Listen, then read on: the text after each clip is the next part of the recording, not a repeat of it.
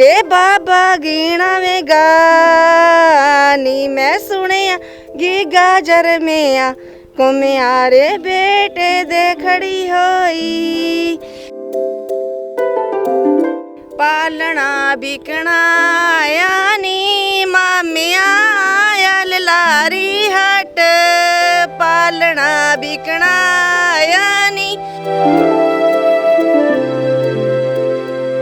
भी ये सिर्फ आनंदपुर साहब की धरती के आसे पासे का पहाड़ी इलाका है, उत्थे ही बोलिया जाता है शब्द रण चूजने, होर किते नहीं।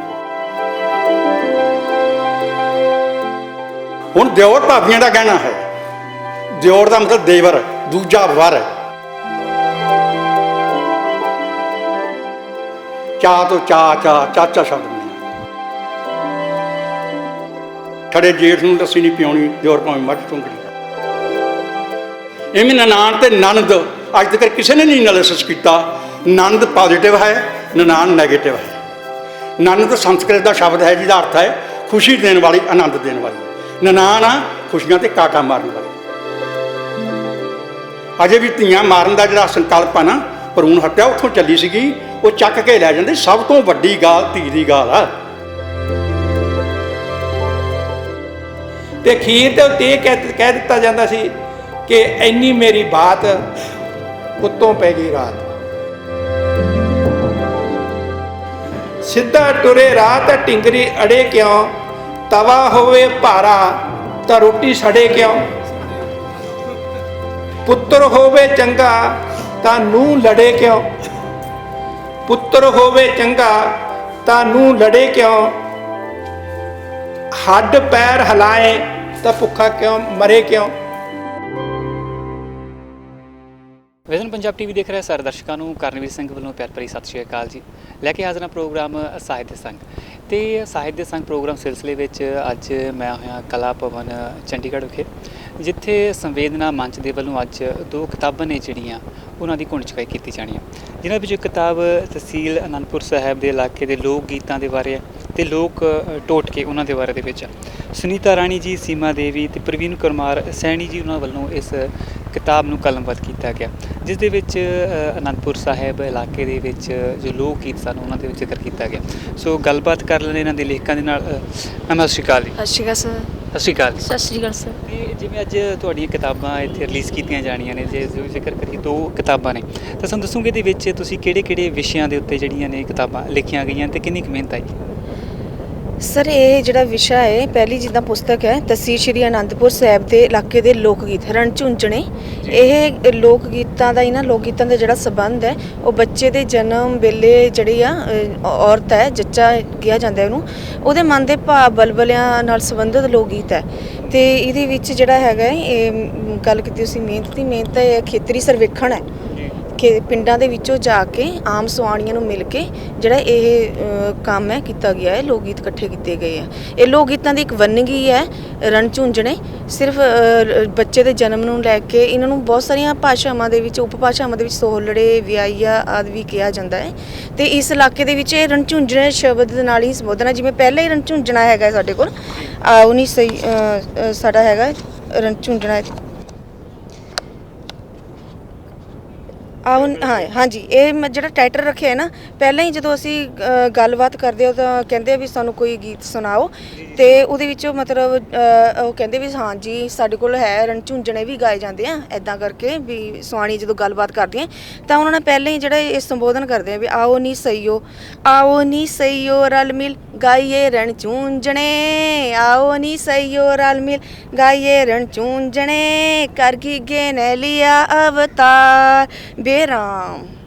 ਇੱਦਾਂ ਹੀ ਇਹਨੂੰ ਲੈ ਕੇ ਅਲੱਗ-ਅਲੱਗ ਇਹਦੇ ਰੂਪਾਂਤਰਨ ਇਕੱਠੇ ਕਰੇ, ਤਿੰਨ ਤਰ੍ਹਾਂ ਦੇ ਆ। ਕਿਧਰੇ ਕਥਾ ਕਹਾਣੀ ਦੇ ਪਾਤਰ ਲਏ ਜਾਂਦੇ ਆ, ਜਦੋਂ ਕਿਧਰ ਨੈਕਸਟ ਜਿਹੜਾ ਝੁੰਝਣਾ ਹੈਗਾ, ਆਓ ਨੀ ਸਈਓ ਰਲ ਮਿਲ ਗਾਈਏ ਰਣ ਝੁੰਝਣੇ, ਆਓ ਨੀ ਸਈਓ ਰਲ ਮਿਲ ਗਾਈਏ ਰਣ ਝੁੰਝਣੇ, ਕਰ ਗਏ ਨੇ ਲਿਆ ਅਵਤਾਰ, ਕਰ ਰਾਮ ਨੇ ਲਿਆ ਅਵਤਾਰ। ਜਦੋਂ ਕੁੜੀ ਜੰਮਦੀ ਆ ਉਹਦੇ ਲਈ ਸੀਤਾ ਜਿਹੜਾ ਸ਼ਬਦ ਸੰਬੋਧਨ ਕੀਤਾ ਜਾਂਦਾ ਹੈ, ਕਥਾ ਕਹਾਣੀ ਦੇ ਪਾਤਰ ਲਏ ਜਾਂਦੇ ਆ।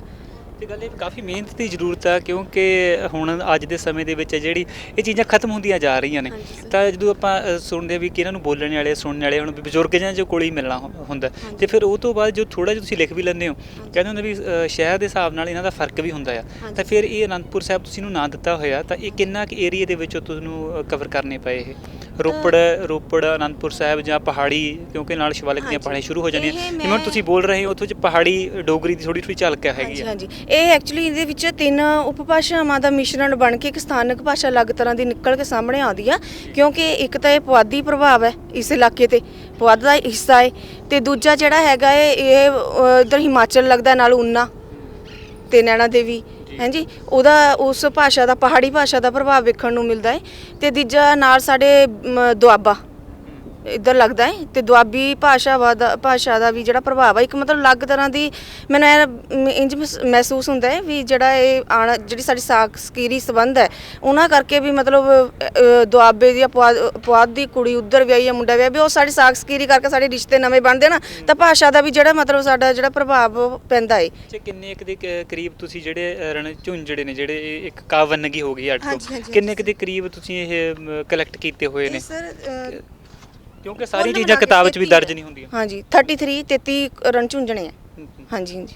ਤੇ ਜਿਹੜਾ ਕੰਮ ਤੁਸੀਂ ਕੀਤਾ ਵੀ ਤੁਸੀਂ 3 ਜਣੇ ਦਾ ਜ਼ਿਕਰ, ਸੁਨੀਤਾ ਰਾਣੀ ਜੀ, ਸੀਮਾ ਦੇਵੀ ਜੀ, ਫਿਰ ਤੇ ਫਿਰ ਇਹ ਤੁਸੀਂ ਜਿਹੜੀ ਲਿਖੀ ਹੈ, ਇਹ ਇੱਕ ਹੁੰਦਾ ਵੀ ਪੜ੍ਹਾਈ ਦੇ ਪਰਪਸ, ਸਟੱਡੀ ਦੇ ਪਰਪਸ ਨਾਲ ਲਿਖਣੀ ਪੈਂਦੀ ਹੈ, ਤੇ ਇੱਕ ਹੁੰਦਾ ਵੀ ਆਪਣਾ ਉਹ ਹੁੰਦਾ ਨਹੀਂ। ਇਹ ਐਕਚੁਅਲੀ ਕਿਹਾ ਹੈ, ਜਦੋਂ ਮੇਰਾ ਜਿਹੜਾ PhD ਦਾ ਮੇਰਾ ਵਿਸ਼ਾ ਚੁਣਿਆ ਸੀਗਾ, ਉਹ ਸੀਗਾ ਨੂਰਪੁਰ ਬੇਦੀ ਦੇ ਇਲਾਕੇ ਦੀਆਂ ਲੋਕ ਕਹਾਣੀ ਦਾ ਸਮਾਜ ਸੱਭਿਆਚਾਰਕ ਅਧਿਐਨ, ਤੇ ਲੋਕ ਕਹਾਣੀ ਤੇ ਮੇਰਾ PhD ਦਾ ਕੰਮ ਸੀ।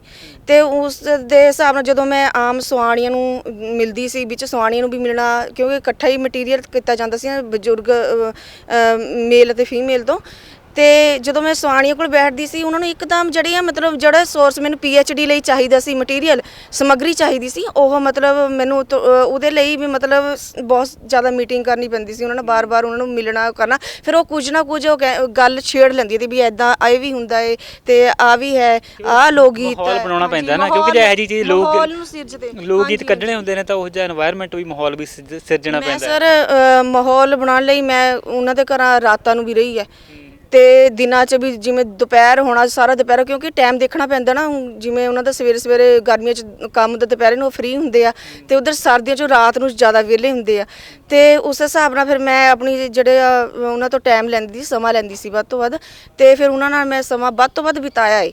ਵੀ ਸਮਾਂ ਬਿਤਾਉਣ ਕਰਕੇ ਫਿਰ ਮੈਨੂੰ ਜੋ ਸਮੱਗਰੀ ਮਿਲਦੀ ਸੀ ਤੇ ਉਹ ਮੈਂ ਲੈਂਦੀ ਸੀ। ਫਿਰ ਉਸ ਤੋਂ ਬਾਅਦ ਫਿਰ ਅਸੀਂ ਇਹ ਫਰੋਲਾ ਫਰਾਲੀ ਕਰਕੇ ਫਿਰ ਸਾਨੂੰ ਇੱਕ ਅਲੱਗ ਤਰ੍ਹਾਂ ਦੀ ਜਿਹੜੀ ਬਣ ਗਈ ਆ ਲੋਕ ਗੀਤਾਂ ਦੀ ਮਿਲੀ ਹੈ। ਤੁਸੀਂ ਤੁਹਾਡਾ ਵੀ ਨਾਂ ਵੀ ਜ਼ਿਕਰ ਕੀਤਾ ਉਹਦੇ ਵਿੱਚ, ਤੇ ਤੁਹਾਡੇ ਵੱਲੋਂ ਕੀ ਇਹਦੇ ਵਿੱਚ ਜਿਹੜੀ ਮਿਹਨਤ ਕੀਤੀ ਗਈ ਹੈ? ਸਰ ਮੈਂ ਜਦੋਂ ਆਪਣੇ ਕੰਮ ਲਈ ਕਿਸੇ ਜਾਂਦੀ ਸੀ ਜਾਂ ਰਿਸ਼ਤੇਦਾਰੀ 'ਚ ਜਾਂਦੀ ਸੀ ਹੈ ਨਾ, ਫਿਰ ਉੱਥੋਂ ਜਦੋਂ ਮਤਲਬ ਮੈਨੂੰ ਲੱਗਦਾ ਸੀ ਕਿ ਇੱਥੇ ਸਿਆਣੀ ਕੋਈ ਬੈਠੀ ਹੈ, ਮੈਂ ਉਹਨਾਂ ਨੂੰ ਕਹਿ ਦਿੰਦੀ ਸੀ ਕਿ ਕੋਈ ਮਤਲਬ ਮੈਨੂੰ ਗੀਤ ਹੀ ਸੁਣਾ ਦਿਓ ਜਾਂ ਕੁਝ ਵੀ ਆ, ਫਿਰ ਉਹ ਮੈਨੂੰ ਸੁਣਾ ਦਿੰਦੇ ਸੀ, ਫਿਰ ਮੈਂ ਉਹ ਕਲੈਕਟ ਕਰਕੇ ਇਹਨਾਂ ਨੂੰ ਦੇ ਦਿੰਦੀ ਸੀ। ਫਿਰ ਆਪਾਂ ਇਹ ਦੋਨੋਂ ਬੈਠ ਕੇ ਦੋਨਾਂ ਨਾਲ ਇਕੱਠੀਆਂ ਨਾਲ ਕੰਮ ਕੀਤਾ ਹੈ, ਤਾਂ ਮੈਨੂੰ ਚੰਗਾ ਲੱਗਿਆ ਸੀ ਕਿ ਮੇਰੀ ਸਿਸਟਰ ਵੀ ਕਰ ਰਹੀ ਆ, ਤਾਂ ਚਲੋ ਮੈਂ ਵੀ ਇਸ ਵੱਲ ਧਿਆਨ ਦੇਵਾਂ ਥੋੜ੍ਹਾ, ਅਤੇ ਫਿਰ ਇਸ ਕਰਕੇ ਸਰ ਮੈਂ ਇਸ ਕੰਮ ਵੱਲ ਥੋੜ੍ਹਾ ਜ਼ੋਰ ਦਿੱਤਾ ਹੈ। ਔਰ ਸਾਡੀ ਇਹ ਵਿਰਾਸਤ ਹੈ, ਸਭ ਤੋਂ ਸਾਡੀ ਵਿਰਾਸਤ ਤਾਂ ਸਾਨੂੰ ਸੰਭਾਲਣੀ ਚਾਹੀਦੀ ਹੈ। ਇੱਕ ਹੁੰਦਾ ਵੀ ਸ਼ੌਂਕ, ਜਿਵੇਂ ਇਹਨਾਂ ਨੇ ਦੱਸਿਆ ਵੀ ਮਾਹੌਲ ਜੇ ਆਪਾਂ ਸੁਣਦੇ ਆ ਮਾਂ ਪਿਓ ਤੋਂ, ਦਾਦੀਆਂ ਤੋਂ, ਇੱਕ ਨਾ ਅੰਦਰ ਹੀ ਮਨ ਜਿਹਾ ਕਰਨ ਲੱਗ ਜਾਂਦਾ ਵੀ ਅਸੀਂ ਵੀ ਇਹ ਚੀਜ਼ਾਂ ਨੂੰ ਕਿਉਂ ਨਾ ਕਲਮਬੱਧ ਕੀਤਾ ਜਾਵੇ, ਸਾਂਭੀਏ ਜਾਈਏ। ਫਿਰ ਤੁਹਾਨੂੰ ਆਪ ਨੂੰ ਹੁਣ ਕਿੰਨੇ ਕੁ ਯਾਦ ਹੋ ਗਏ ਨੇ ਇਹ? ਸਰ ਸੁਣੋ, ਤੁਹਾਨੂੰ ਪਤਾ ਲੱਗ ਜਾਏਗਾ, ਯਾਦ ਹੋ ਜਾਣਗੇ। ਹੋਰ ਸੁਣਾਓ ਸਾਨੂੰ, ਇੱਕ ਤੁਸੀਂ ਜ਼ਿਕਰ ਕੀਤੇ, ਇਹ ਤੋਂ ਬਿਨਾਂ ਇੱਕ ਦੋ ਦੀ ਹੋਰ ਸਾਡੇ ਨਾਲ ਜ਼ਰੂਰ ਸਾਂਝ ਪਾਓ। ਮੈਂ ਸੁਣਾ ਦਿੰਦੀ ਹਾਂ ਸਰ। ਹਾਂਜੀ।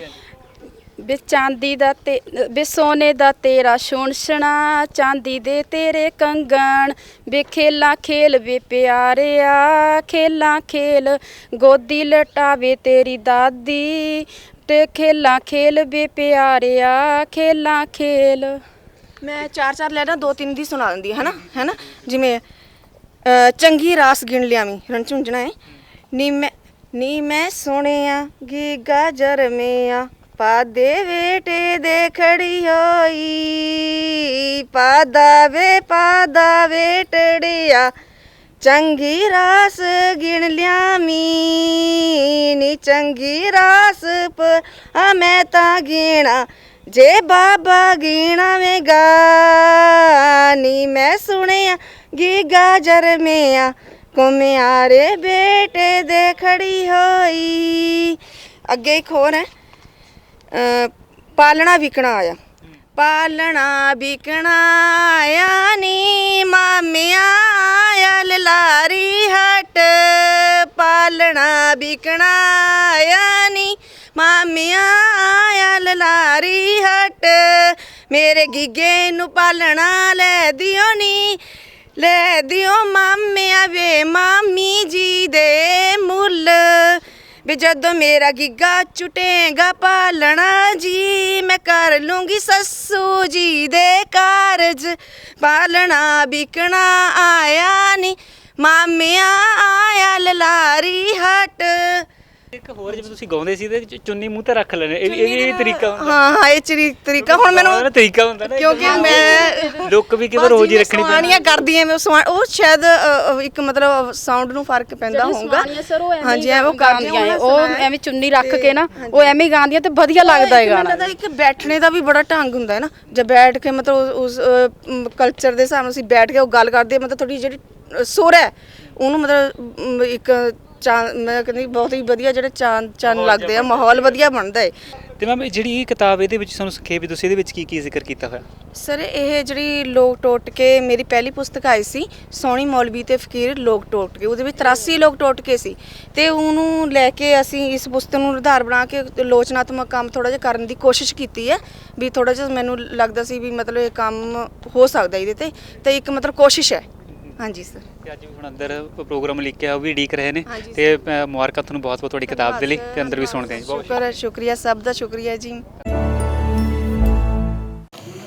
ਅੱਜ ਦਾ ਜਿਹੜਾ ਆਪਣਾ ਸਾਰਾ ਏਜੰਡਾ ਹੈ ਤੇ ਏਜੰਡੇ ਦੇ ਨਾਲ ਜੁੜਿਆ ਹੋਇਆ ਸਮਾਂ ਹੈ, ਉਹਦੇ ਬਾਰੇ ਮੈਂ ਥੋੜੀ ਜਿਹੀ ਗੱਲ ਕਰਦਿਆਂ ਕਿ ਸਾਡੇ ਕੋਲ 2 ਕਿਤਾਬਾਂ ਹੈ।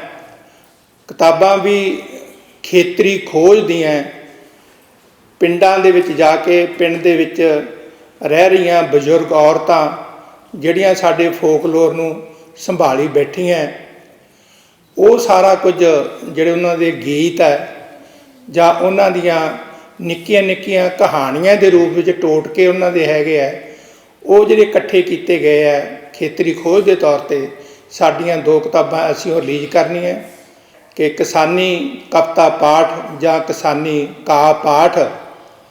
ਤਾਂ ਜਦੋਂ ਲਹਿਰਾਂ ਕਿਸੇ ਸਮਾਜ ਦੇ ਵਿੱਚ ਉਪਜਦੀਆਂ ਤਾਂ ਉਸ ਲਹਿਰਾਂ ਨਾਲ ਸੰਬੰਧਿਤ ਗੀਤਕਾਰੀ ਤਾਂ ਬਹੁਤ ਆ ਜਾਂਦੀ ਹੈ, ਤੇ ਉਹ ਗੀਤਕਾਰੀ ਜਿਹੜੀ ਹੁੰਦੀ ਹੈ ਕੁਝ ਹੀ ਬਚਦੀ ਹੈ, ਬਾਕੀ ਗੀਤਕਾਰੀ ਉਸ ਲਹਿਰ ਦੇ ਖਤਮ ਹੋਣ ਦੇ ਨਾਲ ਉਹ ਗੀਤ ਵੀ ਜਿਹੜੇ ਆ ਸਾਡੇ ਇਤਿਹਾਸ ਦੇ ਵਿੱਚੋਂ, ਸਾਡੇ ਮਨਾਂ ਵਿੱਚੋਂ ਉਹ ਗੀਤ ਵੀ ਜਿਹੜੇ ਹੈ ਉੱਡ ਜਾਂਦੇ ਹੈ। ਜਿਨ੍ਹਾਂ 'ਚ ਕੋਈ ਦਮ ਹੁੰਦਾ ਉਹ ਗੀਤ ਸਾਡੇ ਕੋਲ ਰਹਿੰਦੇ ਹੈ।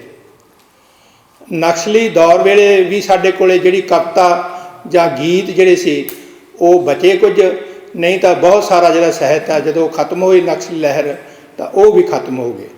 ਉਹਦੇ ਵਿੱਚੋਂ ਚਾਹੇ ਪਾਸ਼ ਵਰਗਾ ਸਾਡੇ ਕੋਲ ਇੱਕ ਸਮਰੱਥ ਕਵੀ ਜਿਉਂਦਾ ਰਿਹਾ ਇਤਿਹਾਸ ਦੇ ਵਿੱਚ, ਜਾਂ ਸਾਡੇ ਕੋਲ ਗੀਤ ਦੇ ਤੌਰ 'ਤੇ ਉਦਾਸੀ ਜਿਉਂਦਾ ਰਿਹਾ। ਜਿਹੜਾ ਕਵੀ ਦਰਬਾਰ ਹੈ ਉਸ ਕਵੀ ਦਰਬਾਰ ਦਾ ਸਾਰਾ ਜਿਹੜਾ ਸੰਚਾਲਨ ਹੈ ਉਹ ਪਾਲ ਅਜਨਬੀ ਜੀ ਕਰਨਗੇ। ਜਿਹੜੇ ਦੋਸਤਾਂ ਨੇ ਕਿਸਾਨੀ, ਹੋਰ ਕੋਈ ਨਹੀਂ, ਇਹ ਗੱਲ ਖਿਆਲ ਰੱਖਿਓ ਵੀ ਕੋਈ ਹੋਰ ਕੋਈ ਨਹੀਂ ਕਵਿਤਾ ਸੁਣਾਉਣੀ, ਨਾ ਜ਼ੁਲਫਾਂ ਵਾਲੀ ਤੇ ਨਾ ਕੋਈ ਹੋਰ।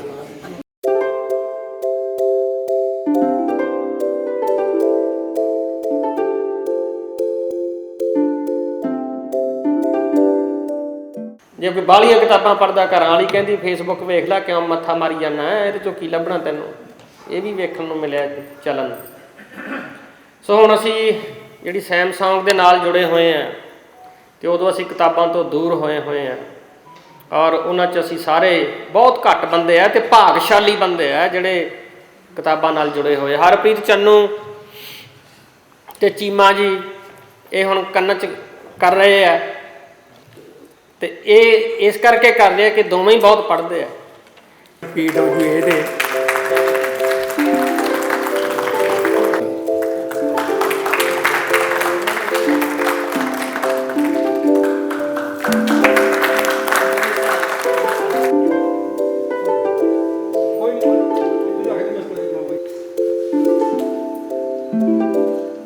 ਸੁਨੀਤਾ ਜੀ ਨੇ ਮਤਲਬ ਇੱਕ ਖਾਸ ਕਾਵਿ ਰੂਪ ਵੀ ਅਸੀਂ ਕਾਵਿ ਰੂਪ ਨਹੀਂ ਕਿਹਾ, ਕਾਵਿ ਬਰਤਾਂਤ ਕਿਹਾ।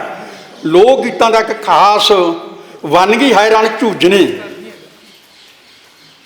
ਬਹੁਤ ਘੱਟ ਲੋਕਾਂ ਨੇ ਸੁਣਿਆ ਹੋਣਾ, ਕਈ ਕਹਿੰਦੇ ਵੀ ਗਲਤ ਨਾ ਛਪ ਗਿਆ ਹੋਵੇ, ਰਣ ਜੂਝਣੇ ਨਾ ਹੋਵੇ, ਜਿਵੇਂ ਆਪਾਂ ਗੜਵੀ ਨੂੰ ਗਬੜੀ ਕਹਿ ਦਿੰਦੇ ਹਾਂ।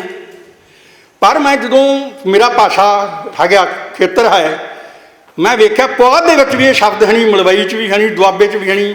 ਰਣ ਝੂਜਣੇ ਸ਼ਬਦ ਕਿੱਥੋਂ ਆ ਗਿਆ? ਫਿਰ ਮੈਂ ਖੋਜ ਕੀਤੀ ਵੀ ਇਹ ਸਿਰਫ ਅਨੰਦਪੁਰ ਸਾਹਿਬ ਦੀ ਧਰਤੀ ਦੇ ਆਸੇ ਪਾਸੇ ਦਾ ਪਹਾੜੀ ਇਲਾਕਾ ਹੈ, ਉੱਥੇ ਹੀ ਬੋਲਿਆ ਜਾਂਦਾ ਇਹ ਸ਼ਬਦ ਰਣ ਝੂਜਣੇ, ਹੋਰ ਕਿਤੇ ਹੈ ਨਹੀਂ।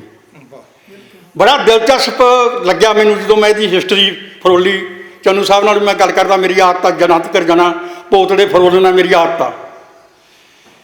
ਔਰ ਇਹ ਖੇਤਰ ਜਿਹੜਾ ਹੈ ਇਹ ਰਣ ਖੇਤਰ ਹੈ, ਔਰ ਇੱਥੋਂ ਹੀ ਸੰਘਰਸ਼ ਚੱਲਿਆ। ਜਿਹੜਾ ਕਿਸਾਨੀ ਸੰਘਰਸ਼ ਅੱਜ ਆ ਬਾਬੇ ਬੰਦਾ ਬਹਾਦਰ ਨੇ ਸਿਰਾ ਲਿਆਂਦਾ ਸੀ, ਉਹਦੀ ਬੁਨਿਆਦ ਇਹ ਰਣ ਝੂਜਣਾ ਹੀ ਹੈ। ਉਹ ਖੇਤਰ ਰਣ ਖੇਤਰ ਹੈ। ਉਸ ਇਲਾਕੇ ਦੇ ਵਿੱਚ ਜਦੋਂ ਕੋਈ ਬੱਚਾ ਪੈਦਾ ਹੁੰਦਾ ਸੀ ਤਾਂ ਉਹਦੇ 'ਤੇ ਜੋ ਲੋਰੀਆਂ ਗਾਈਆਂ ਜਾਂਦੀਆਂ ਸੀ ਜਾਂ ਉਹਦੇ 'ਤੇ ਅਸੀਸਾਂ ਦਿੱਤੀਆਂ ਜਾਂਦੀਆਂ ਸੀ, ਉਹਨੂੰ ਰਣ ਝੂਜਣਾ ਕਿਹਾ ਜਾਂਦਾ ਸੀ। ਔਰ ਬੜੀ ਦਿਲਚਸਪ ਗੱਲ ਹੈ, ਇਹਨਾਂ ਨੇ ਲਿਖਿਆ ਵੀ ਆ, ਰਣ ਦਾ ਅਰਥ ਯੁੱਧ ਹੈ, ਝੂਜਣਾ ਦਾ ਅਰਥ ਸੰਘਰਸ਼ ਜਾਂ ਮੁਕਾਬਲਾ ਹੈ।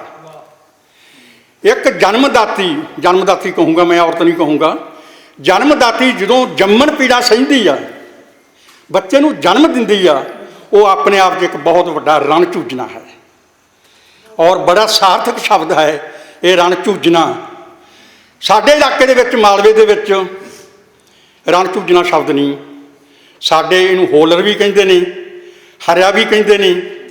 ਇਹ ਜਾਂਦੇ ਨੇ ਉੱਥੇ, ਸਾਡੇ ਗੀਤ ਵੀ ਗਾਇਆ ਜਾਂਦਾ ਹੈ, ਹਰਿਆ ਨਹੀਂ ਮਾਏ ਬਾਗੀ ਭਰਿਆ ਨਹੀਂ ਮਾਏ, ਜਿੱਤ ਦਿਹਾੜੇ ਮੇਰਾ ਹਰਿਆ ਜੰਮਿਆ, ਸੋਈ ਵਿਹੜਾ ਭਾਗਾਂ ਭਰਿਆ ਨਹੀਂ ਮਾਏ।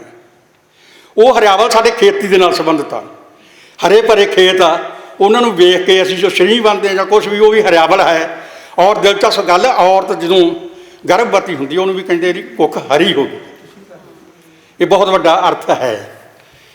ਜਦੋਂ ਮੈਂ ਇਹਦੇ ਬਾਰੇ ਹੋਰ ਚਰਚਾ ਕੀਤੀ, ਮੈਨੂੰ ਖੀਵਾ ਸਾਹਿਬ ਨੇ ਟੋਕਿਆ ਸੀਗਾ, ਵਰਜਿਆ ਵੀ ਆ ਵੀ ਵਿਹਾਰ ਕਲੋਚਨਾ ਨਹੀਂ ਕਰਨੀ ਤੁਸੀਂ, ਪਰ ਮੈਂ ਪ੍ਰਸੰਗ ਸਹਿਤ ਵਿਆਖਿਆ ਜ਼ਰੂਰ ਕਰੂੰਗਾ। ਮੈਂ ਸੋਚਿਆ ਵੀ ਇਹ ਪੁਆਧ ਦਾ ਖੇਤਰ ਹੀ ਹੈ ਅਨੰਦਪੁਰ ਸਾਹਿਬ। ਔਰ ਪੁਆਧ ਦੀ ਭਾਸ਼ਾ ਜੋ ਮੈਂ ਸਟੱਡੀ ਕੀਤੀ, ਜੋ ਮੈਂ ਆਪਦੀ ਵਿਆਕਰਨ ਲਿਖੀ ਸੀ, ਅਤੇ ਮੈਨੂੰ ਕੋਈ ਬਹੁਤਾ ਮਲਵਈ ਭਾਸ਼ਾ ਨਾਲ ਫਰਕ ਨਹੀਂ ਲੱਗਿਆ। ਸਿਰਫ ਜਿਹੜੇ ਪੜਨਾਉ ਆ, ਥਾਰਾ ਮਾਰਾ ਇਹੋ ਜਿਹਾ, ਜਾਂ ਗੈਲ ਸ਼ਬਦ ਹੈ, ਤਾਂ ਇੱਦਾਂ ਦੇ ਹੋਏ, ਹੋਰ ਕੋਈ ਬਹੁਤਾ ਫਰਕ ਨਹੀਂ ਲੱਗਿਆ। ਬਹੁਤ ਸਾਰੇ ਸ਼ਬਦ ਮਲਵਈ 'ਚ ਅਤੇ ਪੁਆਧੀ 'ਚ ਸੇਮ ਨੇ। ਹੈਰਾਨ ਰਹਿ ਜਾਓਗੇ, ਹੱਥ ਨੂੰ ਗੁਰ ਸ਼ਬਦ ਸਾਡੇ ਵੀ ਬੋਲਦੇ ਆ, ਇੱਧਰ ਵੀ ਆ, ਸਾਨੂੰ, ਤੁਹਾਨੂੰ, ਇਹ ਪੁਆਧ 'ਚ ਵੀ ਬੋਲਦੇ ਆ, ਇੱਧਰ ਵੀ ਬੋਲਦੇ ਆ। ਜਦੋਂ ਮੈਂ ਇਤਿਹਾਸਕ ਖੋਜ ਕੀਤੀ ਵੀ ਇਹ ਕਾਰਨ ਕੀ ਆ, ਔਰ ਬੜਾ ਦਿਲਚਸਪ ਤੱਥ ਮੈਨੂੰ ਲੱਭੇ, ਕਿਸੇ ਇਤਿਹਾਸਕਾਰ ਨੇ ਨਹੀਂ ਲੱਭੇ। ਅਨੰਦਪੁਰ ਸਾਹਿਬ ਦਾ ਇਤਿਹਾਸ ਤਾਂ ਬਹੁਤ ਵਧੀਆ ਲਿਖਿਆ। ਇਹੋ ਜਿਹਾ ਇਤਿਹਾਸ ਵੀ ਮੈਂ ਸੰਤਾ ਜੀ ਨੂੰ ਕਹੂੰਗਾ ਗਾਂ ਵਾਸਤੇ ਨਾਲ ਕੋਟ ਕਰੋ ਜੇ, ਉਹ ਜ਼ਿਆਦਾ ਸਾਰਥਕਤਾ ਬਣ ਜਾਂਦੀ ਆ। ਜਦੋਂ ਰਣ ਝੂਜਣੇ ਮੈਂ ਪੜ੍ਹ ਰਿਹਾ ਅਤੇ ਮੈਂ ਜਦੋਂ ਇਹਨਾਂ ਦਾ ਕੰਪੈਰੀਜ਼ਨ ਕੀਤਾ ਮਾਲਵੇ ਦੇ ਰਣ ਝੂਜਣੇ ਨਾਲ, ਉੱਥੇ ਸ਼ਬਦ ਦਾ ਰਣ ਝੂਜਣਾ ਨਹੀਂ, ਅਤੇ ਮੈਨੂੰ ਬਹੁਤ ਗੱਲਾਂ ਸਿਮੀਲਰ ਲੱਗੀਆਂ। ਤਾਇਆ ਜਿਹੜਾ ਹੈ ਇਹਨੂੰ ਜੇਠ ਕਿਹਾ ਜਾਂਦਾ, ਚਾਚੇ ਨੂੰ ਦਿਓਰ ਕਿਹਾ ਜਾਂਦਾ ਇਸਤਰੀ ਦੇ ਪੱਖੋਂ। ਤਾਂ ਜੇਠ ਹੁੰਦਾ ਹੈ ਸਭ ਤੋਂ ਵੱਡਾ, ਜੇਠਾ। ਜੇਠ ਮਹੀਨਾ ਸਾਡਾ ਸੰਮਤ ਦੇ ਨਾਲ ਜੋੜੋ, ਉਹਨੂੰ ਫਿਰ ਕਹਿੰਦੇ ਵੀ ਇਹ ਜੇਠ ਆ ਗਿਆ ਜੀ। ਉਧਰੋਂ ਦਿਓਰ ਜਿਹੜਾ ਹੈ, ਇਹ ਸਾਡੇ ਮਾਲਵੇ ਦੇ ਵਿੱਚ ਨਹੀਂ ਸਾਰੇ ਹੀ ਸੀਗਾ, ਵੱਡਾ ਭਰਾ ਹੀ ਜੰਗ ਵਿੱਚ ਜੂਝਦਾ ਸੀ। ਰਣ ਜੂਝਣਾ ਵੱਡਾ ਭਰਾ ਹੀ ਬਣਦਾ ਸੀਗਾ। ਫਿਰ ਔਰਤ ਵਿਧਵਾ ਹੋ ਜਾਂਦੀ। ਔਰਤਾਂ ਕਹਿੰਦੀਆਂ ਨਾ ਮਾਲਵੇ ਦੇ ਸਾਨੂੰ ਸਨਮਾਨ ਨਹੀਂ ਦਿੱਤਾ। ਔਰ ਸਾਡੇ ਸਮਾਜ ਨੇ ਕਮਾਲ ਦੀ ਸਿਰਜਣਾ ਕੀਤੀ ਆ ਵੀ ਔਰਤ ਨੂੰ ਰੋਲਣ ਨਹੀਂ ਦੇਣਾ, ਉਦੋਂ ਛੋਟੇ 'ਤੇ ਬਿਠਾ ਦੇਣੀ ਆ। ਇਹ ਸਾਡੇ ਮਾਲਵੇ 'ਚ ਹੀ ਆ। ਉਹਨੂੰ ਚਾਦਰ ਪਾਉਣੀ ਜੋ ਮਰਜ਼ੀ ਕਹਿ ਦਿਓ, ਭਾਵੇਂ ਉਹ ਦੁਹਾਜੂ ਕਰਕੇ ਪ੍ਰਵਾਨ ਕਰੇ ਜਾਂ ਨਾ, ਪਰ ਸਮਾਜ ਨੇ ਕਿਹਾ ਵੀ ਘਰ ਦੀ ਇੱਜ਼ਤ ਕਰ ਰਹੇ। ਇਹਦਾ ਗਾਂ ਪਤਾ ਨਹੀਂ, ਹੁਣ ਮੈਂ ਤਾਂ ਵੱਡਾ ਸਾਰ ਨਹੀਂ ਜਾਊਂਗਾ, ਮੈਂ ਬਹੁਤ ਡੂੰਘੇ ਅਰਥ ਨੇ। ਤਾਂ ਹੁਣ ਦਿਓਰ ਭਾਬੀਆਂ ਦਾ ਕਹਿਣਾ ਹੈ। ਦਿਓਰ ਦਾ ਮਤਲਬ ਦੇਵਰ, ਦੂਜਾ ਵਰ। ਸਭ ਤੋਂ ਪਹਿਲੀਆਂ ਰਸਮਾਂ ਜਿਹੜੀਆਂ ਵਿਆਹ ਦੇ ਵਿੱਚ ਉਹ ਦਿਓਰ ਕਰਦਾ, ਪਤੀ ਨਹੀਂ ਕਰਦਾ। ਸਾਡੇ 3 ਦਿਨ ਦਾ ਪਤੀ ਨੇੜੇ ਨਹੀਂ ਆਉਂਦਾ ਸੀ ਵਿਚਾਰਾ। ਦਿਓਰ ਨੂੰ ਜਦੋਂ ਡੋਲੀ ਆਉਂਦੀ ਸੀ ਤਾਂ ਦਿਓਰ ਹੀ ਸ਼ਗਨ ਮਨਾਉਂਦਾ ਸੀ। ਉਹਨੂੰ ਪੱਟਾਂ 'ਤੇ ਬਿਠਾਇਆ ਜਾਂਦਾ ਸੀ, ਕੁਛ ਇੰਟਰੋਡਿਊਸ ਕਰਾਇਆ ਜਾਂਦਾ ਸੀ, ਤੂੰ ਦੂਜਾ ਵਰ ਹੈ। ਔਰ ਉਹਨੂੰ ਅਧਿਕਾਰ ਦਿੱਤਾ ਜਾਂਦਾ ਸੀ ਵੀ ਤੂੰ ਗਹਿਣਾ ਭਾਬੀ ਭਾਵੇਂ ਡੱਬੀ 'ਚ ਪਾ ਕੇ ਰੱਖ ਲੈ, ਭਾਵੇਂ ਕੰਨਾਂ 'ਚ ਪਾ ਕੇ ਰੱਖ ਲੈ, ਭਾਵੇਂ ਕੈਂਠਾ ਬਣਾ ਲੈ, ਤੈਨੂੰ ਉਹਨੂੰ ਅਧਿਕਾਰ ਹੈ। ਤਾਂ ਉਹਨੂੰ ਚਾਅ ਹੀ ਚੜਿਆ ਰਹਿੰਦਾ ਸੀ। ਚਾਅ ਤੋਂ ਚਾਚਾ ਸ਼ਬਦ ਬਣਿਆ। ਦੂਜੇ ਪਾਸੇ ਜੇਠ ਆ ਵਿਚਾਰਾ, ਉਦੋਂ ਵੇਖ ਕੇ ਵੀ ਘੁੰਡ ਕੱਢ ਲੈਂਦੀਆਂ ਸੀ। ਉਹ ਵਿਚਾਰਾ ਮੂੰਹ ਤਰਸਣ ਨੂੰ ਰਹਿੰਦਾ ਸੀ। ਰਹਿੰਦੇ ਖੁੰਡਾ ਸਾਡੇ ਜੜ ਕੱਢਦੀ ਗੀਤਕਾਰਾਂ ਨੇ, ਛੜੇ ਜੇਠ ਨੂੰ ਲੱਸੀ ਨਹੀਂ ਪਿਆਉਣੀ, ਦਿਓਰ ਭਾਵੇਂ ਮੱਝ ਚੁੰਗਣੀ। ਜੇਠ ਦਾ ਕੋਈ ਗੁਨਾਹ ਨਹੀਂ, ਜਦੋਂ ਬੋਲੀਆਂ ਪਾਉਂਦੀਆਂ ਜੇਠ ਨੂੰ ਅੱਗ ਲੱਗ ਜੇ ਸਣੇ ਪਜਾਮੇ ਕੋਟ, ਕੀ ਵਿਗਾੜਿਆ ਜੇਠ ਨੇ। ਉਹ ਫਿਰ ਜਦੋਂ ਘਰੇ ਆਉਂਦਾ ਸੀ ਤਪਿਆ ਤਪਾਇਆ ਆਉਂਦਾ ਸੀ। ਉਹ ਤਾਇਆ ਹੋਇਆ, ਤਪਿਆ ਹੋਇਆ, ਉਹਦਾ ਫਿਰ ਪ੍ਰੋਨਾਂਸੀਏਸ਼ਨ ਬਣ ਗਿਆ ਤਾਇਆ। ਇਉਂ ਹੋਇਆ ਇਵੇਂ ਨਨਾਣ ਤੇ ਨਣਦ ਅੱਜ ਤੱਕ ਕਿਸੇ ਨੇ ਨਹੀਂ ਐਨਾਲਿਸਿਸ ਕੀਤਾ। ਨਣਦ ਪੋਜ਼ੀਟਿਵ ਹੈ, ਨਨਾਣ ਨੈਗੇਟਿਵ ਹੈ। ਨਣਦ ਸੰਸਕ੍ਰਿਤ ਦਾ ਸ਼ਬਦ ਹੈ ਜਿਹਦਾ ਅਰਥ ਹੈ ਖੁਸ਼ੀ ਦੇਣ ਵਾਲੀ, ਆਨੰਦ ਦੇਣ ਵਾਲੀ। ਨਨਾਣ ਆ ਖੁਸ਼ੀਆਂ ਤੇ ਕਾਟਾ ਮਾਰਨ ਵਾਲੀ। ਜਿੱਥੇ ਸ਼ਬਦ ਨਣਦ ਆਉਂਦਾ, ਮੂੰਹ ਵਿੱਚ ਭਾਬੀ ਦੇ ਨਣਦ ਬੁਰਕੀਆਂ ਪਾਵੇ, ਨਣਦ ਪਾਊਗੀ, ਨਨਾਣ ਨਹੀਂ ਪਾਊਗੀ। ਸੱਸਾਂ ਨਨਾਨਾ ਬੁਰੀਆਂ, ਨਣਦਾਂ ਬੁਰੀਆਂ। ਲੋਕ ਆ ਬਾ ਕਮਾਲ ਆ, ਇੰਨਾ ਵਧੀਆ ਡਿਫਾਈਨ ਕੀਤਾ ਹੋਇਆ। ਉਹਦੇ ਵਿੱਚ ਇਹ ਗੱਲਾਂ ਜਦੋਂ ਮੈਂ ਕਰਦਾ ਤਾਂ ਮੈਂ ਇਤਿਹਾਸਕ ਐਗਜ਼ਾਮਪਲ ਦੇਣਾ ਹੋਵੇ, ਜਿਹੜੀ ਸਹਿਤੀ ਹੈ ਹੀਰ ਦੀ, ਉਹ ਨਣਦ ਹੈ। ਜਿਹੜੀ ਸੋਹਣੀ ਮਹੀਵਾਲ ਦੇ ਵਿੱਚ ਸੋਹਣੀ ਦੀ, ਉਹ ਨਨਾਣ ਹੈ ਜਿਹੜਾ ਘੜਾ ਵਟਾਉਂਦੀ ਹੈ। ਇਹ ਇਤਿਹਾਸਕ ਵੇਰਵਾ ਦਿੰਦਾ ਹੁੰਦਾ ਮੈਂ ਇਹ ਗੱਲਾਂ ਦੇ ਨਾਲ, ਕਿਉਂਕਿ ਇਹਦੇ ਵਿੱਚ ਆਈਆਂ ਗੱਲਾਂ ਇਹ ਮੈਂ ਤਾਂ ਕਹੀਆਂ। ਇਹ ਬਹੁਤ ਹੀ ਤਕੜਾ ਹੈ। ਮਤਲਬ ਇਹ ਜਿਹੜਾ ਹੈਗਾ ਲਵ ਕੁਸ਼ ਵਣਵੇਂ ਹੋਏ, ਇਹ ਹੈਗਾ। ਅੱਗੇ ਜਿਹੜਾ ਹੈ ਕਬੀਲਦਾਰੀ ਦੀ ਗੱਲ ਬੜੀ ਤਕੜੀ ਹੈ। ਅਜੇ ਵੀ ਧੀਆਂ ਮਾਰਨ ਦਾ ਜਿਹੜਾ ਸੰਕਲਪ ਆ ਨਾ, ਭਰੂਣ ਹੱਤਿਆ ਉੱਥੋਂ ਚੱਲੀ ਸੀਗੀ। ਉਹ ਚੱਕ ਕੇ ਲੈ ਜਾਂਦੇ। ਸਭ ਤੋਂ ਵੱਡੀ ਗਾਲ ਧੀ ਦੀ ਗਾਲ ਆ। ਔਰ ਉਹ ਕੋਈ ਜਾਂ ਕਹੇਗਾ ਮੈਂ ਤੁਹਾਡਾ ਜਵਾਈ ਹਾਂ ਜੀ, ਐਡੂ ਵੱਡੀ ਗਾਲ ਪੰਜਾਬੀ 'ਚ ਕੋਈ ਨਹੀਂ। ਇਸ ਲਈ ਧੀਆਂ ਫਿਰ ਧੀਆਂ ਜੰਮਦੀਆਂ ਸੀ ਜਿਹੜੀਆਂ, ਉਹ ਫਿਰ ਬਾਪ ਨੂੰ ਉਦੋਂ ਹੀ ਫਿਕਰ ਹੋ ਜਾਂਦਾ ਸੀ, ਧੀ ਜੰਮਪੀ ਜਵਾਈ ਵਾਲਾ ਹੋ ਗਿਆ, ਟਸਰੀ ਨਾ ਬੰਨ ਚੋਬਰਾ। ਇਹਦੇ ਰਣ ਝੂਜਣਿਆਂ ਦੇ ਵਿੱਚ ਇਹ ਗੱਲਾਂ ਵੀ ਆਈਆਂ ਵੀ ਧੀ ਜੰਮਪੀ, ਤਾਂ ਉਹਦੇ ਬਾਰੇ ਵੀ ਤੂੰ ਹੈ। ਮਤਲਬ ਸਾਡੇ ਬੜੇ ਕਮਾਲ ਦੇ ਗੀਤ ਮਿਲਦੇ ਹੈ। ਲੋਕ ਟੋਟ ਕੇ ਜ਼ਰੂਰੀ ਨਹੀਂ ਕਿ ਉਹ ਵਾਰਤਕ 'ਚ ਹੀ ਹੋਣ। ਲੋਕ ਟੋਟ ਕੇ ਜਿਹੜੇ ਹਨ ਉਹ ਕਵਿਤਾ ਵਿੱਚ ਵੀ ਹੋ ਸਕਦੇ ਆ, ਤੁਕਬੰਦੀ 'ਚ ਵੀ ਹੋ ਸਕਦੇ ਆ, ਅਤੇ ਵਾਰਤਕ ਵਿੱਚ ਵੀ ਹੋ ਸਕਦੇ ਆ। ਪਰ ਉਹਨਾਂ ਵਿੱਚ ਇੱਕ ਜਿਹੜਾ ਨੈਰੇਟਿਵ ਹੈ, ਇੱਕ ਜਿਹੜਾ ਬਿਰਤਾਂਤ ਹੈ, ਉਹ ਹੋਣਾ ਬਹੁਤ ਜ਼ਰੂਰੀ ਹੈ। ਜਾਂ ਲੋਕ ਟੋਟਕਾ ਜਦੋਂ ਸ਼ੁਰੂ ਹੁੰਦਾ ਅਤੇ ਅੰਤ ਹੁੰਦਾ, ਤਾਂ ਲੋਕ ਟੋਟਕਾ ਜਿਹੜਾ ਹੈ ਉਹ ਪਹਿਲਾਂ ਇੱਥੋਂ ਸ਼ੁਰੂ ਕਰਦਾ ਕਿ ਇੱਕ ਸੀ ਰਾਜਾ, ਇੱਕ ਸੀ ਰਾਣੀ। ਸਾਰੇ ਜਿਹੜੇ ਮੇਰੀ ਉਮਰ ਦੇ ਬੰਦੇ ਸਾਰਿਆਂ ਨੇ ਸੁਣਿਆ ਹੋਣੀਆਂ ਕਿ ਇਹ ਕਹਾਣੀਆਂ ਕਿ ਇੱਕ ਸੀ ਰਾਜ, ਇੱਕ ਸੀ ਰਾਣੀ। ਉਦੋਂ ਬਾਅਦ ਸਾਰੀ ਫਿਰ ਜਿਹੜੀ ਸੀ ਉਹ ਸਾਰਾ ਬਿਰਤਾਂਤ ਚੱਲਦਾ ਹੈ ਸੀ। ਜਾਂ ਜਿਹੜਾ ਇਹ ਸੀ ਕਿ ਇੱਕ ਵਾਰੀ ਦੀ ਗੱਲ ਹੈ ਕਿ ਇੱਥੋਂ ਗੱਲ ਕਰੀ ਜਾਂਦੀ ਸ਼ੁਰੂ, ਅਤੇ ਫਿਰ ਜਾ ਕੇ ਸਾਰੀ ਗੱਲ ਜਿਹੜੀ ਸੀ ਬਿਰਤਾਂਤ ਸੁਣਾਇਆ ਜਾਂਦਾ। ਉਹ ਅਤੇ ਅਖੀਰ 'ਤੇ ਉੱਤੇ ਇਹ ਕਹਿ ਦਿੱਤਾ ਜਾਂਦਾ ਸੀ ਕਿ ਇੰਨੀ ਮੇਰੀ ਬਾਤ ਉੱਤੋਂ ਪੈ ਗਈ ਰਾਤ। ਸੋ ਇਹ ਲੋਕ ਟੋਟਕਾ ਜਿਹੜਾ ਹੈਗਾ, ਇਹਦੇ ਆਲੇ ਦੁਆਲੇ ਇਸ ਸਟਰਕਚਰ ਦੇ ਵਿੱਚ ਸਾਰਾ ਲੋਕ ਟੋਟਕਾ ਜਿਹੜਾ ਉਹ ਖੜਾ ਹੈ। ਸੋ ਇਹ ਕਿਤਾਬ ਜਿਹੜੀ ਹੈ ਇਹ ਵੀ ਆਪਣੇ ਤੌਰ 'ਤੇ ਬੜੀ ਮਹੱਤਵਪੂਰਨ ਕਿਤਾਬ ਹੈ, ਖੋਜ ਦੀ ਕਿਤਾਬ ਹੈਗੀ ਹੈ। ਜਿੱਥੇ ਸਾਡੇ ਲੋਕ ਗੀਤਾਂ ਦੀ ਮਹੱਤਤਾ ਹੈਗੀ ਹੈ, ਉਹ ਮਹੱਤਤਾ ਜਿਹੜੀ ਹੈ ਇਸ ਕਿਤਾਬ ਦੀ ਵੀ ਮਹੱਤਤਾ ਹੈਗੀ ਹੈ। ਸੋ ਇਹ ਕਿਤਾਬ ਵੀ ਤੁਹਾਨੂੰ ਜਿਨ੍ਹਾਂ ਨੂੰ ਕੋਈ ਦਿਲਚਸਪੀ ਹੈ ਆਪਣੇ ਕਲਚਰ ਨੂੰ ਸਮਝਣ ਦੀ, ਉਹ ਇਹ ਕਿਤਾਬ ਵੀ ਸਾਨੂੰ ਸਾਰਿਆਂ ਨੂੰ ਪੜ੍ਹਨੀ ਚਾਹੀਦੀ ਹੈ। ਮੈਂ ਸਿਰਫ 2 ਉਦਾਹਰਨਾਂ ਦੇਣੀਆਂ ਚਾਹਾਂਗਾ।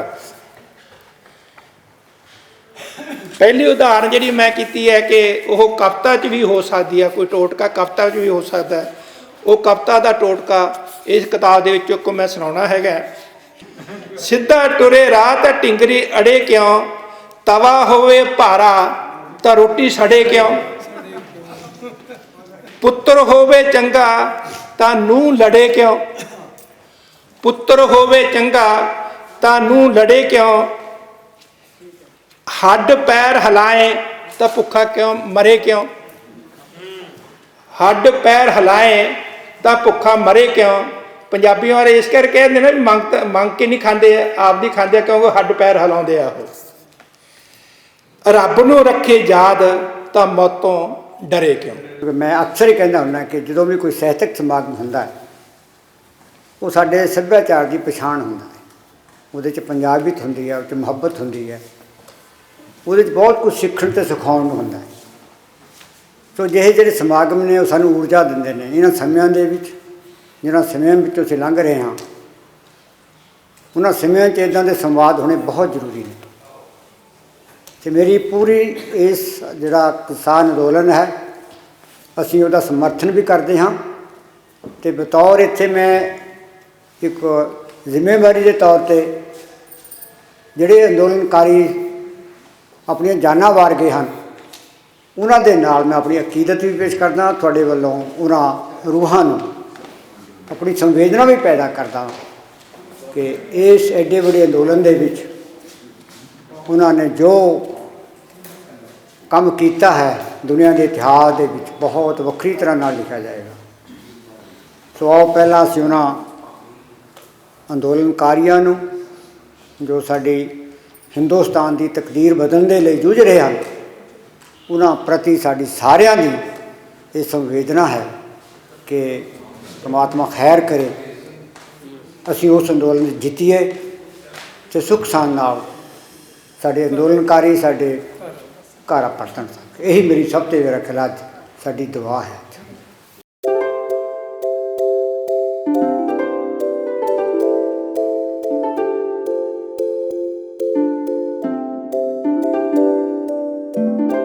ਤੇ ਅੱਜ ਅਦਾਰਾ ਸੰਵੇਦਨਾ ਦੇ ਵੱਲੋਂ ਚੰਡੀਗੜ੍ਹ ਦੇ ਕਲਾ ਭਵਨ ਦੇ ਵਿੱਚ ਸਮਾਗਮ ਕਰਵਾਇਆ ਗਿਆ ਸੀ। ਉਸ ਦੇ ਵਿੱਚ 2 ਪੁਸਤਕਾਂ ਜਿਹੜੀਆਂ ਮੇਰੇ ਹੱਥ ਵਿੱਚ ਨੇ, ਤਹਿਸੀਲ ਅਨੰਦਪੁਰ ਸਾਹਿਬ ਦੇ ਲੋਕ ਗੀਤ ਰਣ ਝੁੰਝੜੇ ਅਤੇ ਲੋਕ ਟੋਟਕੇ ਦੇ ਵਿਸ਼ਿਆਂ ਦੇ ਬਾਰੇ ਤੇ ਇਸ ਵਿੱਚ ਜੋ ਰਚਨਾਵਾਂ ਨੇ ਉਹਦੇ ਬਾਰੇ ਗੱਲਬਾਤ ਕੀਤੀ ਗਈ ਹੈ। ਖਾਸ ਤੌਰ 'ਤੇ ਜਿਵੇਂ ਜੋ ਕਿਤਾਬਾਂ ਦੇ ਲੇਖਕ ਨੇ ਸੁਨੀਤਾ ਰਾਣੀ ਜੀ ਨੇ ਸਾਡੇ ਨਾਲ ਸਾਂਝ ਪਾਈ ਹੈ ਕਿ ਰਣ ਝੁੰਝੜੇ ਕੀ ਹੁੰਦੇ ਨੇ ਅਤੇ ਵਿਸਥਾਰ ਵਿੱਚ ਵੱਖ-ਵੱਖ ਜੋ ਬੁਲਾਰੇ ਉਹਨਾਂ ਵੱਲੋਂ ਇਸ ਉੱਤੇ ਚਰਚਾ ਕੀਤੀ ਗਈ। ਬੜੀ ਖੂਬਸੂਰਤ ਤਰੀਕੇ ਨਾਲ ਪੰਜਾਬੀ ਸੱਭਿਆਚਾਰ ਲੋਕ ਕਾਵਿ ਦੇ ਪਹਿਲੂਆਂ ਨੂੰ ਪੇਸ਼ ਕੀਤਾ ਗਿਆ ਅਤੇ ਨਾਲ ਦੀ ਨਾਲ ਜੋ ਰਿਸ਼ਤਿਆਂ ਦੇ ਨਾਮ ਨੇ, ਭਾਵੇਂ ਚਾਚਾ, ਤਾਇਆ ਕਹਿ ਦਈਏ, ਨਣਦ ਕਹਿ ਦਈਏ, ਨਨਾਣ ਕਹਿ ਦਈਏ, ਸੋ ਜੋ ਨਿੱਕੀਆਂ ਨਿੱਕੀਆਂ ਗੱਲਾਂ ਨੇ ਅਸਲ 'ਚ ਉਹਨਾਂ ਦੇ ਮਤਲਬ ਕੀ ਨੇ, ਉਹ ਕਿੱਥੋਂ ਨਿਕਲੀਆਂ ਨੇ, ਉਹਦੇ ਬਾਰੇ ਵਿਸਥਾਰ ਸਹਿਤ ਜਿਹੜੀ ਚਰਚਾ ਕੀਤੀ ਗਈ ਹੈ। ਖਾਸ ਤੌਰ 'ਤੇ ਜਲੋਰ ਸਿੰਘ ਖੀਵਾ ਜੀ ਉਹਨਾਂ ਨੇ ਵਿਸਥਾਰ ਉੱਤੇ ਇਸ ਕਿਤਾਬ ਉੱਤੇ ਗੱਲਬਾਤ ਕੀਤੀ ਹੈ। ਲੋਕ ਟੋਟਕਿਆਂ ਦੇ ਵਿੱਚ ਵੱਖ-ਵੱਖ ਵੰਨਗੀਆਂ ਜੋ ਅਲਾਮਤਾਂ ਨੇ ਜਾਂ ਕਹਿ ਦਈਏ ਆਮ ਪਿੰਡਾਂ ਦੇ ਵਿੱਚ ਆਮ ਲੋਕਾਂ ਦੇ ਮੂੰਹ 'ਤੇ ਚੜ੍ਹੇ ਹੁੰਦੇ ਨੇ ਅਤੇ ਹੋਰਾਂ ਨੂੰ ਸੇਧ ਦੇਣ ਦੀ ਗੱਲ ਕੀਤੀ ਜਾਂਦੀ ਹੁੰਦੀ ਹੈ, ਕਿਉਂਕਿ ਨਿੱਕੀਆਂ ਨਿੱਕੀਆਂ ਕਹਾਣੀਆਂ ਹੁੰਦੀਆਂ ਨੇ ਅਤੇ ਕਹਾਣੀਆਂ ਤੋਂ ਹੀ ਜਿਹੜੀ ਅੱਗੇ ਦੇ ਜਵਾਕ ਨੇ ਜਾਂ ਅਗਲੀ ਪੀੜ੍ਹੀ ਉਹਨੂੰ ਸੇਧ ਦਿੱਤੀ ਜਾਂਦੀ ਹੈ। ਸੋ ਵੱਖ-ਵੱਖ ਕਿਤਾਬਾਂ ਉੱਤੇ ਚਰਚਾ ਹੋਈ ਹੈ ਅਤੇ ਉਮੀਦ ਕਰਦੇ ਹਾਂ ਕਿ ਜੋ ਉਹਨਾਂ ਵੱਲੋਂ ਜਾਣਕਾਰੀ ਦਿੱਤੀ ਗਈ ਹੈ ਉਹ ਕਾਫੀ ਜ਼ਿਆਦਾ ਲਾਹੇਵੰਦ ਹੋਵੇਗੀ। ਸੋ ਇਸੇ ਤਰ੍ਹਾਂ ਇੱਕ ਨਵੇਂ ਪ੍ਰੋਗਰਾਮ ਦੇ ਵਿੱਚ ਸਾਹਿਤ ਦੇ ਸੰਗ ਵਿੱਚ ਲੇਖਕਾਂ ਦੇ ਨਾਲ, ਕਲਮ ਦੇ ਨਾਲ ਜੁੜੇ ਹੋਏ ਵਿਅਕਤੀਆਂ ਦੇ ਨਾਲ ਤੁਹਾਡੀ ਮੁਲਾਕਾਤ ਕਰਾਵਾਂਗੇ। ਜਦ ਤੱਕ ਮੈਨੂੰ ਕਰਨਵੀਰ ਸਿੰਘ ਨੂੰ ਦਿਓ ਇਜਾਜ਼ਤ ਹੈ। ਤੁਸੀਂ ਬਣੇ ਰਹੋ ਵਿਜ਼ਨ ਪੰਜਾਬ ਦੇ ਨਾਲ, ਹਰ ਕਦਮ ਤੁਹਾਡੇ ਨਾਲ। ਸਤਿ ਸ਼੍ਰੀ ਅਕਾਲ।